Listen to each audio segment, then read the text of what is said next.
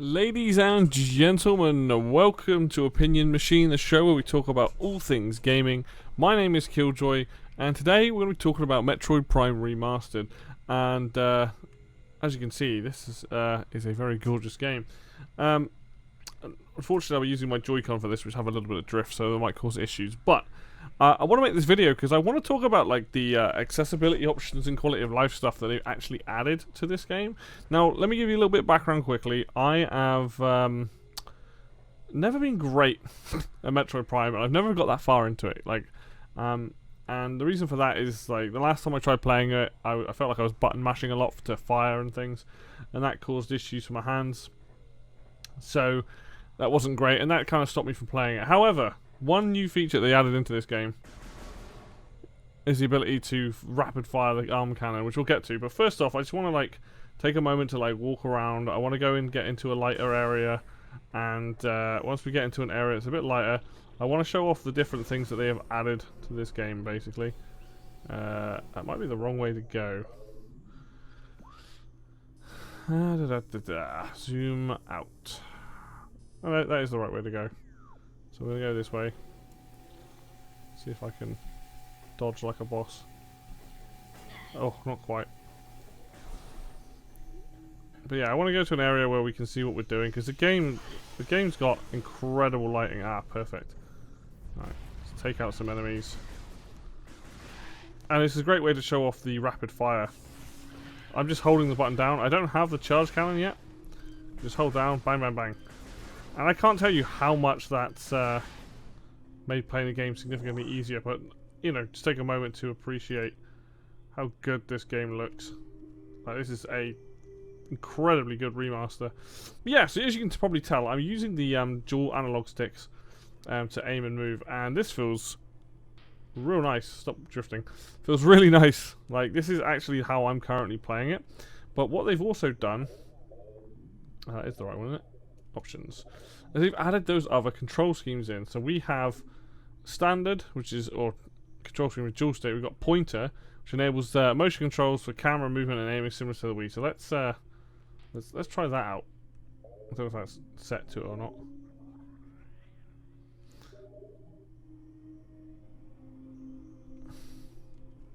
Wow, that actually... Oh, it changes. So now that when I hold down the R button, it locks it into place. And A becomes fire.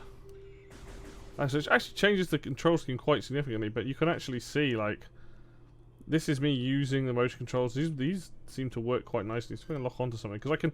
The good thing with this is that you could always lock on and fire around. I can choose to lock onto the enemy as well. So I can lock and fire freely, or I can also lock and do that. So they give you options for it.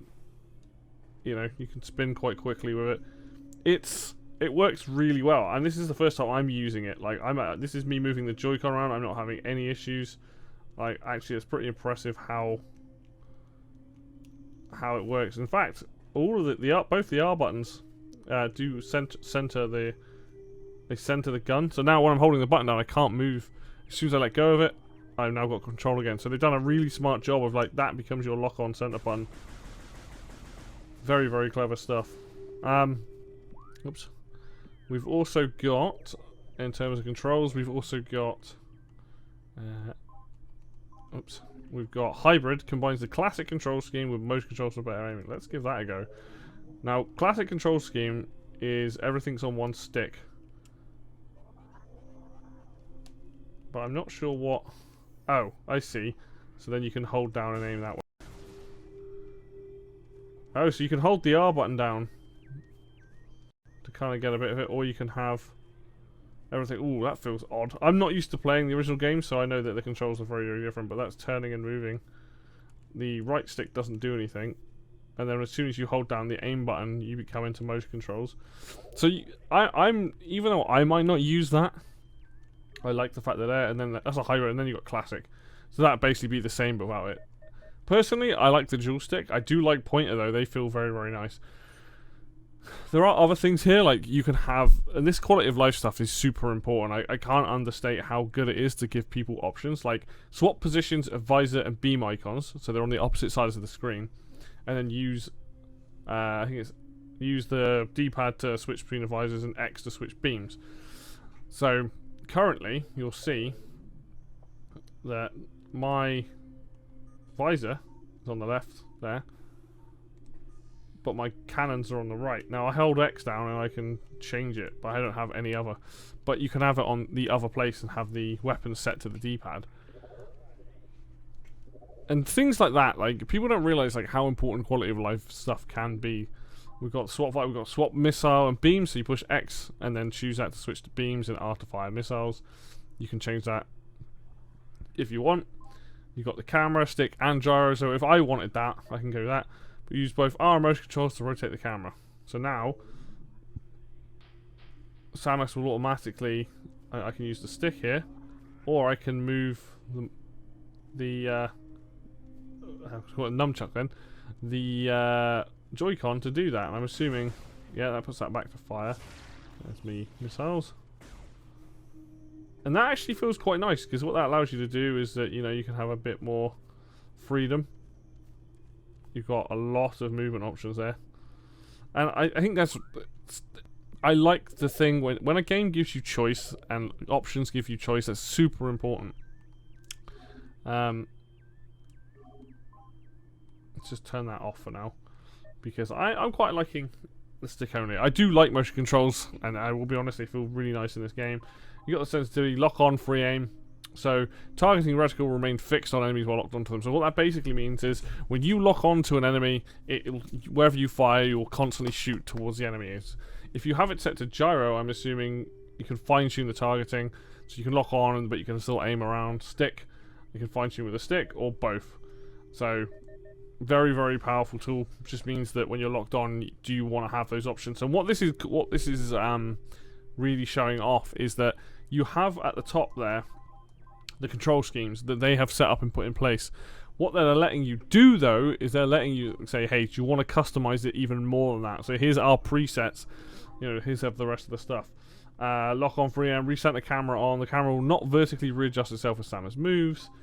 Jump check footing. Now this is an interesting thing because I think this happened in the original game. Let's just try this. Apparently when you jump, you look down. Yeah, you can see the camera tilts down. If I jump off here, you kind of get to see what's in front of you.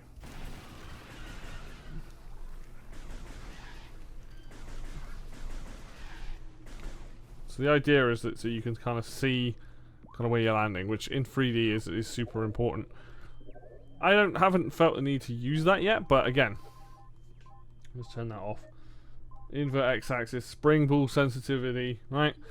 That stuff alone, giving people an insane amount of control options is really, really good, because you've got to bear in mind that when this game came out on the GameCube, it was single stick play for movement and camera.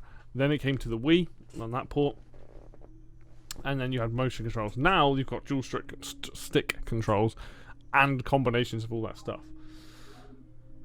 Lovely bit of display stuff here. You've got the helmet visibility. You can turn that off. So if I turn it off, I go back to the screen. Samus's helmet is completely gone. So now I can play the game with a slightly bigger view, essentially. I like it being on.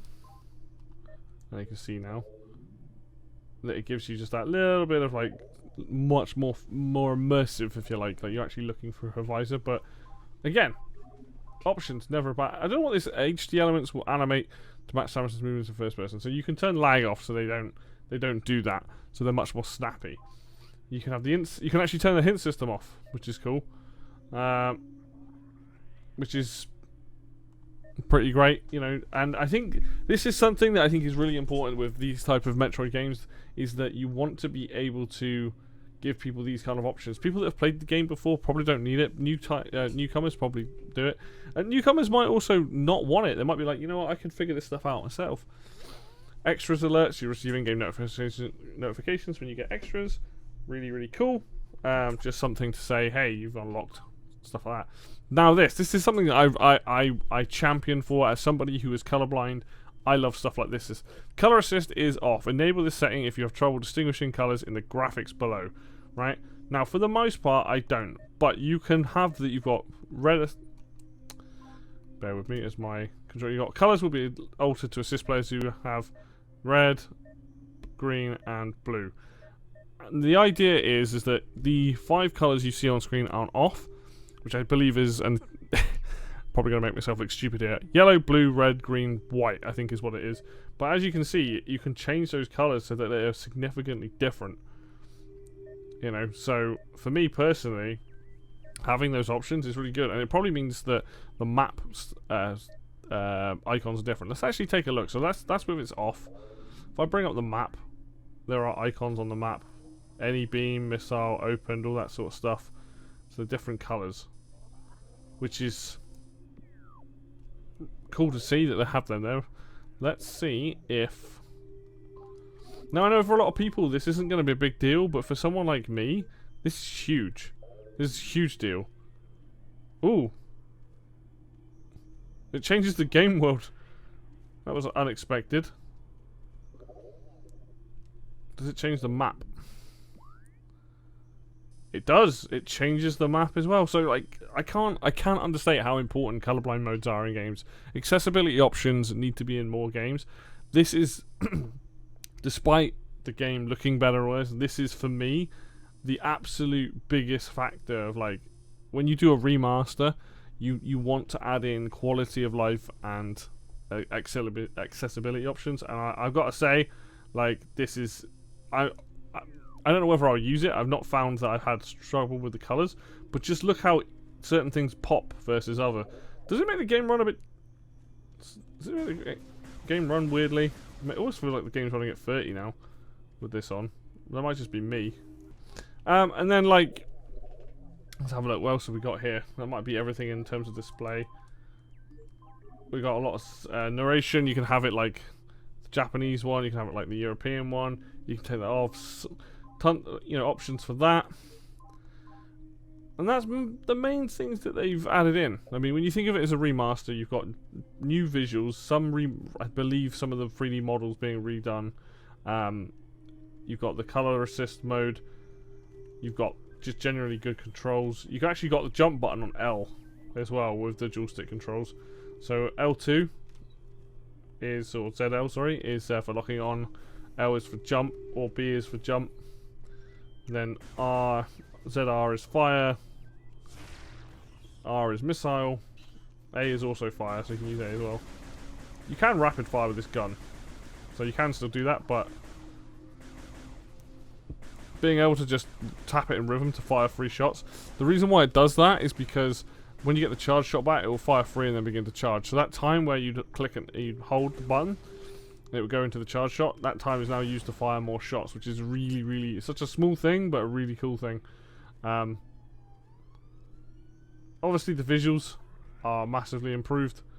Like, there's a lot about this game that I'm really enjoying. I kind of just wanted to make a video just sort of showing off the some of the changes.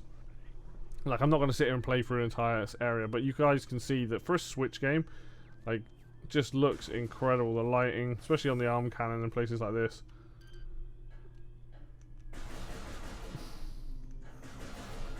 Also the sound quality.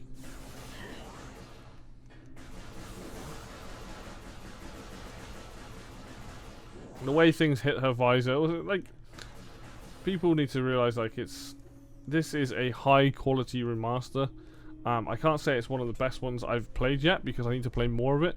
All I can say is that this will finally be the version, with any luck, that lets me get through much more of the game than the first hour. I struggled with the shooting the bees the last time, which was causing me to like button mash like this for an entire 5 minutes, and that just wasn't fun. But being able to lock on and then just do this is much more comfortable for me to play, and I am very much enjoying the dual stick controls. So yeah, you go. I just wanted to do like a video just kind of showing off some of the changes, the quality of life stuff like that. I know other people will probably be talking about mainly the visuals and the game itself. I don't have much experience with it other than what we see right now, but hopefully this just shows off, like, hey, you know. And also, let's not forget, this game is also in the UK is £35. That is a hella good price for a game that is considered one of the best games of all time. So yeah, all in all, it's coming across like a very good remaster. It seems like there is a lot of effort has been put into this. Look at this. Look at the gun, just like you can see the power beam in the darkness there. The lighting in this game is fucking phenomenal. They've really done a good job with it. But yeah, all in all, I just want to show off those things. I'm looking forward to playing more of it, so I'll be going off to do that. Anyway, thank you very much for watching, as always. If you like the video, hit like. If you want to see more content, hit subscribe. Links for Facebook will be down below in the description, as always. And until next video, I will see you then.